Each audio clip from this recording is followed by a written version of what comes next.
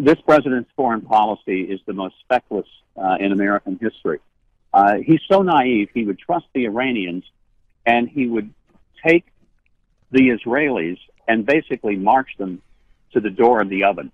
This is the most hideous thing. This Iran deal should be rejected by both Democrats and Republicans in Congress and by the American people.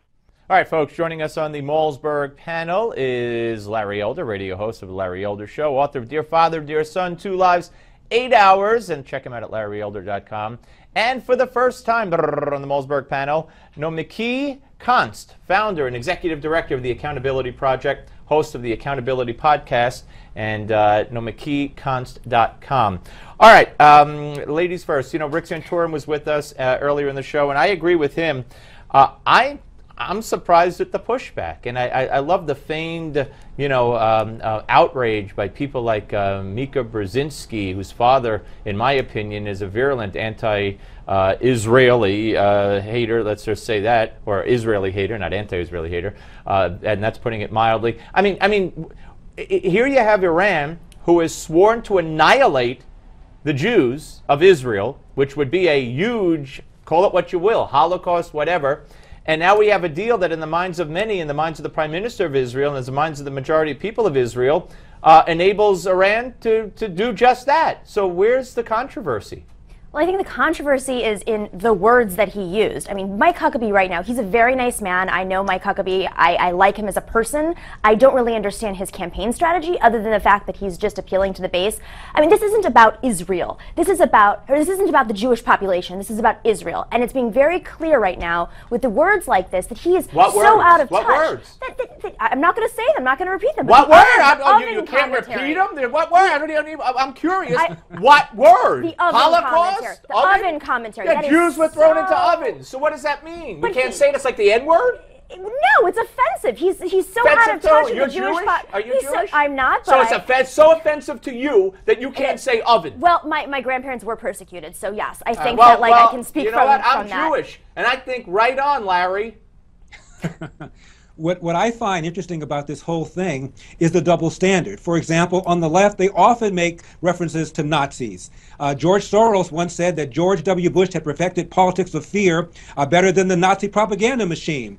Al Gore once said that George W. Bush releases people to hector and harass journalists like digital brown shirts. Nobody said jack. And I think those were irresponsible references, and nobody said a word. Now, what Mike Huckabee did is articulate his opposition to a dumb deal that, in my opinion, makes the existence of Israel even more at risk. Now you talk about a double standard. I want you to listen to Debbie Wasserman Schultz, who has come out. She's outraged. Oh, outraged, outraged, as only Debbie Wasserman Schultz could be. But here's Debbie Wasserman Schultz talking about us bombing Syria. About a year or so ago. Watch. As a Jew, Wolf, I have to tell you, as a member of Congress who represents one of the largest Holocaust survivor populations in the country, to me the concept of never again has to mean something. And the United States, morally, cannot turn the other cheek. Too many leaders of ours have regretted that decision.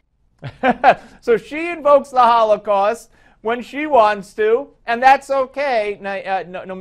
Nomiki, sorry. But Mike Huckabee, oh my God, you won't even say the words he used. Well, there's a difference. You can talk about the Holocaust, but to use an analogy, an oven analogy, that is an extreme. He just wants to be extreme right now. He has lost the attention from Donald Trump, so he wants to step up the game, rile up the base, and steal it from Donald Trump right now. This has nothing to do with the Iran deal. This has to do with Mike Huckabee basically giving up his show and taking a huge risk by running for office, and knowing very well that he's not even going to get onto the primary stage.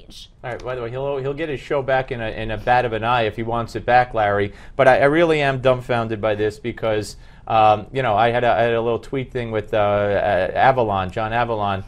He and his rhino wife were both on CNN yesterday. Oh, Mike Huckabee, oh, how offensive, oh my God. So I tweeted out, he says, let me be clear, you approve of this analogy? I wrote back, as a proud Jew and Zionist, yes, I don't see a question. Al Gore said, George W. Bush, every day they unleash squadrons of digital brown shirts to harass any journalist who's critical of the president, close quote. Nobody said a word. This is a double standard. Absolutely. When the left wants to use a Nazi reference, not a problem. Somebody on the right uses it, all of a sudden it's irresponsible. The Anti-Defamation League comes out and slams them. Where was the Anti-Defamation League when Al Gore made that comment? When George Soros made his comment, where were they? George Soros is Jewish. So George what? Soros So fled Nazi Germany. I mean, this is not relative. It's not. You can't just take one analogy. Al Gore isn't, and the other people he mentioned aren't. And Debbie Wasserman Schultz is a hypocrite and a proven liar, in my view, too. We're coming back. Part 2 of the panel. Don't go away. But first, Donald Trump remains atop of the GOP polls, and the media and critics, they say he doesn't have a plan. Well, he does. In fact, he wrote a book that he says will make America great again. It's called Time to Get Tough. Newsmax has a free offer for Trump's book. All you got to do is go to newsmax.com/TrumpBook, newsmax.com/TrumpBook, and get your copy now.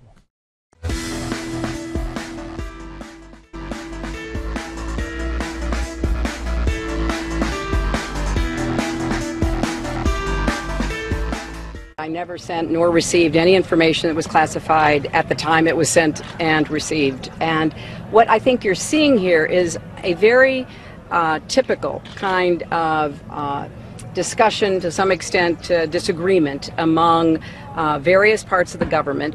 All right, ladies and gentlemen, welcome back to the Malzberg panel. Larry Elder rejoins us, and Nomiki Konst as well. All right, Larry, so 2 inspectors general have recommended to the Justice Department that they investigate this. The New York Times at first wrote that it was a criminal investigation. They recommended because they said that classified information was sent on her emails from her personal server, her personal account, call it whatever you want. Call it national security investigation, call it criminal investigation. That's what these guys maintain. Now, Hillary says, in Clinton speak, you know, kind of it was never classified when I sent it kind of thing. Will she ever learn, or will she ever pay a price? My understanding from the New York Times article, Steve, is that these IGs said that at least part of these emails were classified at the time. And they only were able to access a handful of the email because they weren't able to get all 30,000. And they found 40 from about, they found 4 from about 40 emails, yeah. That's 10%. Yeah. My goodness, we don't really know how many. We won't know about the other ones that were destroyed either, or the ones that were wiped down from her server. So we'll never have any idea, but this small sample suggests that she misled the American people when she said not one of her emails were classified at the time, because these 4 were. I don't think she misled them, Nomiki. I think she lied. I was being polite. Listen, I'm not working for the Hillary campaign. I don't even defend Hillary, but I'm just looking at the facts here. There's been so much back and forth. First thing, it was one inspector general that referred it over. It was an intelligence inspector general, just to get that clear, because there's been so much misinformation out there. 4 emails, not necessarily sent from her and not labeled classified at the time. 4 of which could have been received by her or sent by her. We don't know yet, and we'll know through the investigation. She said that she's going to go and she's going to go into the Benghazi committee. So this is somebody who clearly, I mean, listen, if she's wrong on this, it is going to cost her the election. So the stakes are pretty high here. So she better be very sure that she wasn't sending classified information out, because the repercussions are, she won't be the candidate anymore. And that's why I hope Joe Biden runs for president. Yeah, she's a big Joe Biden fan. Well, that of course, Larry, that would mean the Justice Department would have to investigate, do an honest investigation, and then come up with something that would make her leave, if there is something there, leave the race. The odds of that happening are about 0.000. And I think you're being generous with those odds. But the New York Times, for what it's worth, said that at least some of these emails were classified at the time, not later on, but at the time. All right. But they weren't labeled. They weren't labeled. Well, they weren't about Hillary's, yoga classes or Bill's, emailing Bill. Anyway, let's move on to this Planned Parenthood. The president of Planned Parenthood was on with George Stephanopoulos, and here's some of what she said. I think what's not told is that, of course, these are highly selectively edited. The folks behind this, in fact, are part of the most militant anti-abortion movement that has been behind, the bombing of clinics, the murder of doctors in their homes and in their churches, and that's what actually needs to be.